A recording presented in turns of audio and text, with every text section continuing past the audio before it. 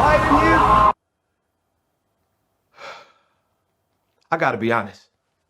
It's easy to think about peace as a bubble. Ignoring the world so that you can chill out and get a little you time. Or maybe you think of peace as a simple agreement. You do your thing, I do mine. Then we don't have to worry about each other's problems or the ways we're different from each other. Or you might see peace as a big, grand thing. General, this treaty officially ends all wars. But true peace doesn't look like any of that. True peace is messy.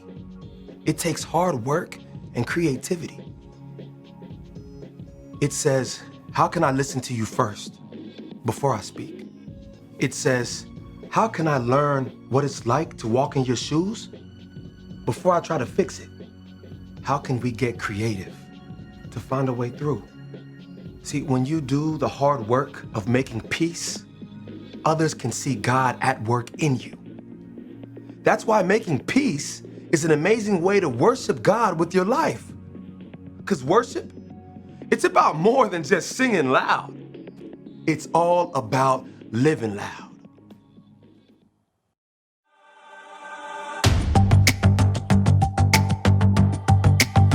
You're my courage, I don't have to be afraid.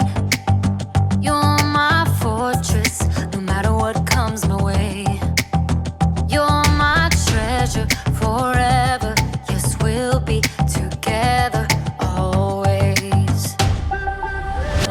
Even when the days get harder, I know you'll rescue me.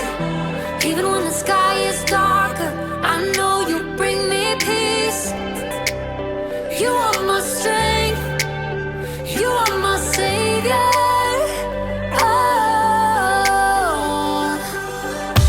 Even when the road gets longer, I know you'll be with me. Even when the waves crash harder, your face is all I see. You are my strength, you are my savior. You are with me every single day. Through the darkness, oh, you lead the way. You're my treasure forever, yes, we'll be together always. Even when the days get harder, I know you'll rescue me. Even when the sky is darker, I know you'll bring me peace. You are my strength, you are my savior.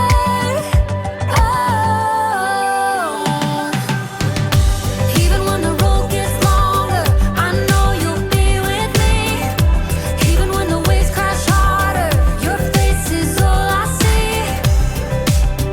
You are my strength, you are my savior.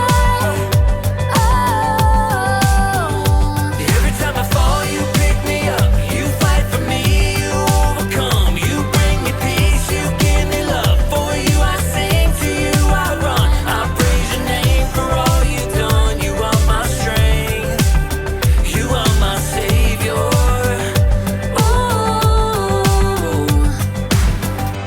Even when the days get harder, I know you'll rescue me.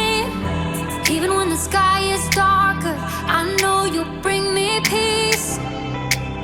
You are my strength, you are my savior.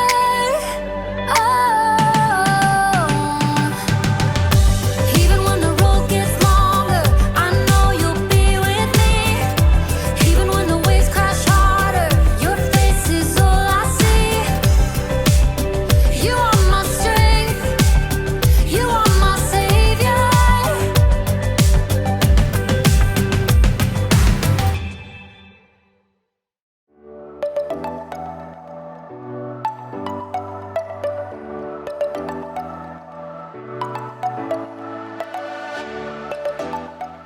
What's up, everybody? It's me, Jacob, and today you're gonna help me solve a mystery. The case of the mysterious envelope. Dun dun dun! What do you think it is? Is it a thank you gift? A prank? A peace offering? Actually, peace is what we're talking about today. Peace is proving you care more about each other than winning an argument. But that doesn't get me any closer to finding out what's inside this package. I feel like I should be wearing gloves for this. Yeah.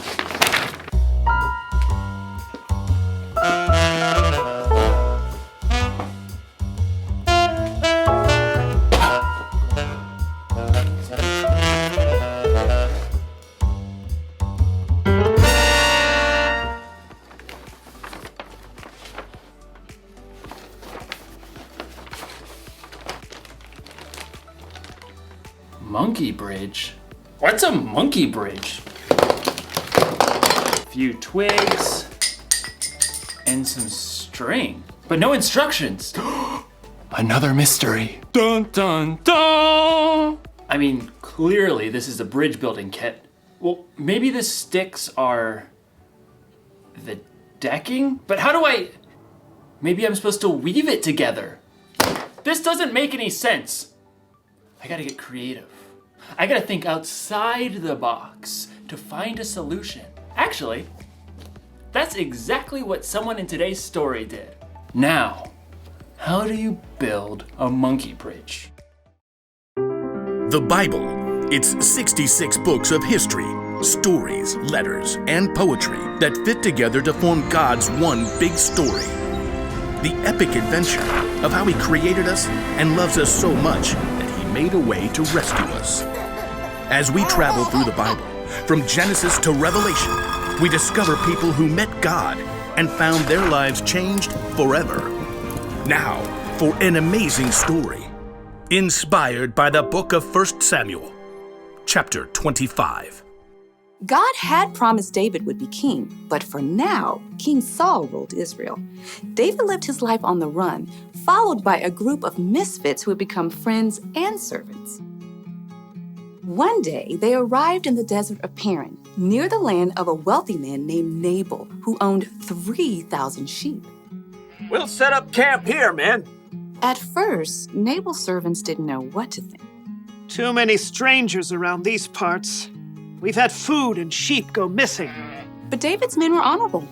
They didn't try to steal from the shepherds. In fact, David protected Nabal's shepherds from any harm. Stay as long as you like, my friend. About time for sheep shearing, isn't it? Oh, yes. Nabal will hold a grand feast when it's all over. Your men have helped us, so they should share in the celebration. David called for 10 of his men and gave them a message to send to Nabal. On it. David's messengers hurried up the mountain to Nabal's estate and were brought to stand before him. Well, what do you want? Nabal sneered down at the men while he continued to chew on a fine leg of mutton. David says, may you live long, may things go well with you. Continue. He says, I hear that you are clipping the wool off your sheep.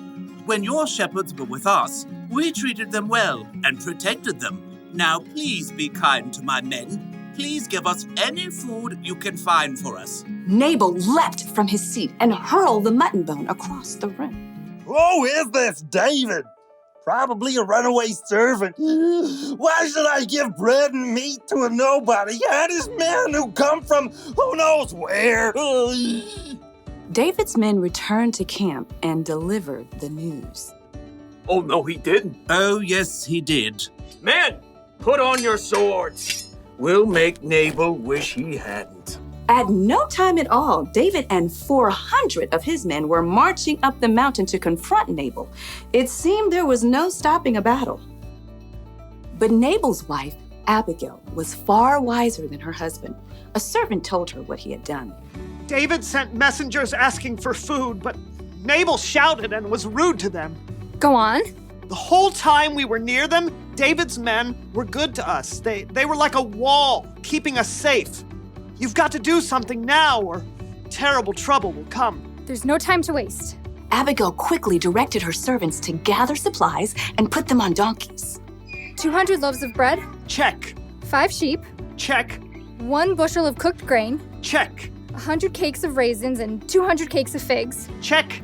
And check. Well, you go on ahead. I'll follow. The donkeys, loaded with good food, started down the mountain. Abigail got on her donkey and followed. From the valley, David and his men were approaching. Everything we've done has been worthless. I watched over this fellow's property, but he's paid me back evil for good. We'll wipe him out.